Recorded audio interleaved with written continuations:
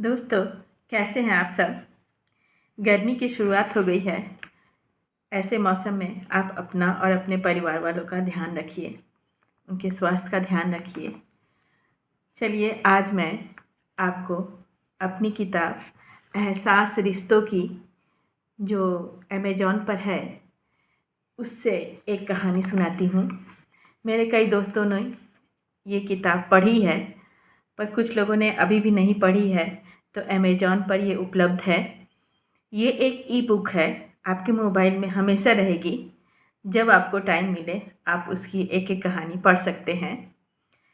आज जो मैं कहानी सुनाऊंगी वो एक सच्ची घटना है। इस किताब में ज़्यादातर कहानियाँ सच्ची घटनाएं हैं जो हमारे आसपास घटती है, उसी को मैं कहानी का रूप देती हूँ। तो चलिए सुनाती हूँ।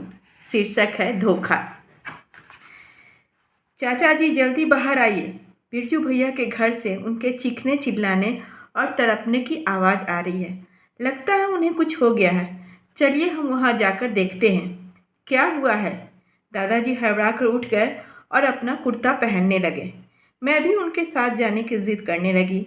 उन्होंने माँ को आवाज़ लगाई, बहू रुचि को संभालो, इसे मैं अपने साथ नहीं ले जा सकता। मेरी तरफ देखते हुए उन्होंने कहा, शाम में मैं तुम्हें गांव की सैर कराने ले चलूँगा।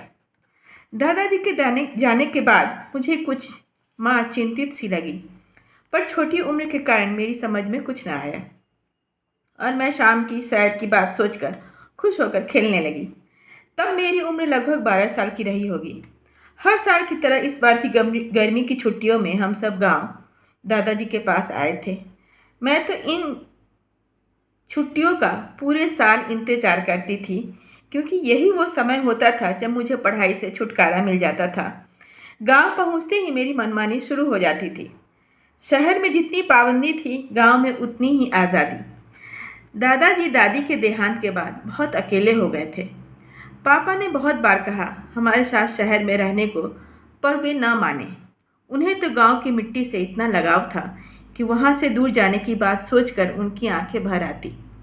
आखिरकार पापा ने भी उनकी बात मान ली और हाँ, अब जब भी छुट्टियां होती हम गांव जाने लगे। मुझ में तो दादाजी की जान बसती थी। हर छोटी बड़ी फरमाइश पूरी करते। मैं तो अपने आप को बहुत ही लकी मानती हूँ जिसे इतना प्यार बचपन में ही मिला। कई बार तो मेरी वजह से माँ को भी दादाजी की डांट सुननी पड़ती थी।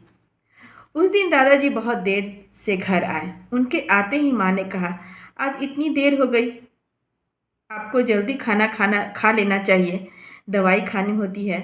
आप अपनी सेहत के प्रति लापरवाह मत रहिए। दादाजी ने माँ की बातों को अनसुना कर अपने कमरे में जाते जाते कहा, आज मैं खाना नहीं खाऊंगा, भूख नहीं है। माँ उनके पीछे खाना लेकर कमरे में पहुंच जाने की जिद करने लगी, खाने की जिद करने लगी। दादाजी को मैंने कभी इतना उदास कभी नहीं देखा था। तबीयत का वास्ता देकर माँ ने जैसे तैसे खाना खिलाया। खाते वक्त उन्होंने बताया, दरअसल विरजू की वजह से आने में देर हो गई है। अब वो इस दुनिया में न रहा, उसने आत्महत्या कर ली है। क्यों, क्या वजह थी? उनके पड़ोस में रहने वाले मोहन बाबू ने बताया कि कोई प्यार व्यार का चक्कर था। तो इसमें आत्महत्या करने की क्या जरूरत थी? बिरजू भैया तो बड़े ही दबंग थे। पूरे इलाके में उनके टक्कर का कोई दूसरा दरोगा न था, फिर ये आत्महत्या? इसी बात का अफसोस है। पूरी बात तो मालूम नहीं है, पर लोग कह रहे थे कि कुछ दिनों से गांव के पास वाले गांव की कोई नीची जाति की लड़की से उन्हें प्यार हो गया था। दोनों शादी करना चाहते थे, पर बिरजू राजपूत था, इसलिए घर वाले नीची जाति की लड़की को बहू बनाना नहीं चाहते थे। जब भी बिरजू नदी के किनारे उनसे मिलने जाता तो उसकी छोटी बहन भी उसके साथ आती थी। अक्सर साथ में आने के कारण कब और कैसे उसे भी बिरजू से प्यार हो गया था। अब तो दोनों बहन उससे शादी करने की जिद करने लगी। बिरजू जानता था कि यह संभव नहीं है, फिर भी उसने अपने घर वालों को समझाने की कोशिश की, पर जाति के साथ साथ अब दो बहनों के साथ शादी करने की बात थी, घर वाले कैसे मानते। घर वालों ने तो उससे बोलना तक बंद कर दिया। आखिरकार थक हार कर तीनों ने मिलकर सलाह किया और इस नतीजे पर पहुंचे कि जीते जी एक न हो पाए तो साथ मरकर एक हो जाएंगे। बिरजू इतना समझदार होने के बाद भी ऐसा कदम उठाएगा, ऐसा किसी ने तो सोचा भी न था। आज उसने अपने आप को कमरे में बंद करके जहर पी ली, पर अंतिम पल बहुत तड़प रहा था। बहू, ये हमारी आत्मा है ना, जिस शरीर में रहती है उसे छोड़ते समय बहुत दुखी होती है। यही बिरजू के साथ भी हो रहा था। जब हम सब वहाँ पहुँचे तो बहुत देर हो गई थी। बिरजू हमें छोड़कर चला गया था। उसने तो आत्महत्या करके अपनी कायरता का परिचय दे दिया था, पर साथ मरने की कसम खाने वाली दोनों बहनों ने तो उसका साथ न दिया।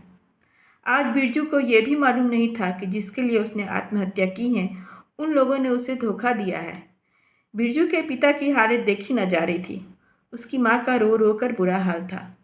बच्चों को ऐसा निर्णय लेने से पहले अपने माता पिता के बारे में ज़रूर सोचना चाहिए।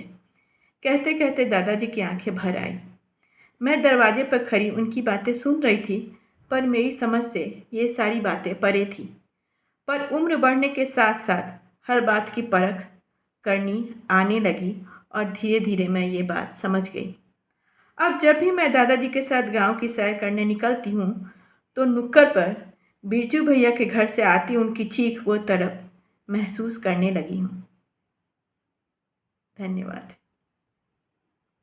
आपको मेरी कहानी अच्छी लगी तो कमेंट बॉक्स में ज़रूर लिखिए, और किस तरह की कहानियाँ, किस तरह की कविताएं आप सुनना चाहते हैं वो मैं आपको ज़रूर सुनाऊंगी।